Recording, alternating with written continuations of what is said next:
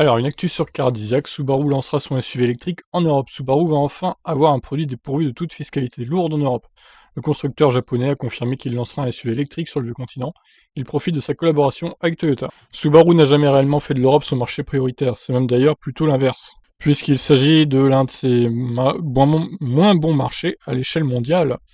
La faute à plusieurs contraintes des produits plus adaptés au marché asiatique ou américain qu'européen. Un réseau de distributeurs faiblards et des moteurs boxers qui ne sont pas les mieux placés en termes de rejet de CO2.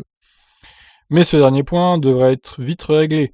Subaru a en effet signé un partenariat technique avec Toyota pour partager les efforts humains et financiers du développement de la voiture électrique, inexistant aussi bien chez Toyota que chez Subaru. Subaru confirme ainsi qu'un SUV électrique sera commercialisé en Europe et sera présenté l'année prochaine. Il reposera sur la plateforme ITGNA, qui est fortement modulaire, traction, propulsion, 4 roues motrices, différents packs de batteries, différents empattements, de nombreux modèles vont en découler dans les années à venir.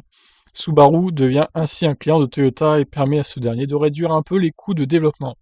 Cet électrique, nous connaissons même son nom, Subaru Evoltis. Joli nom. De son côté, Toyota dévoilera aussi son SUV électrique en 2021.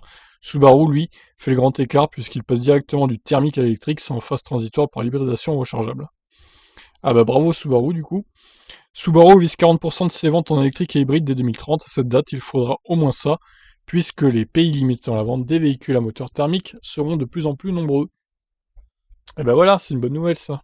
Donc a priori, le Subaru électrique sera le même que le Toyota électrique de 2021, hein. Ou quasi similaire, ce sera la même plateforme a priori quoi.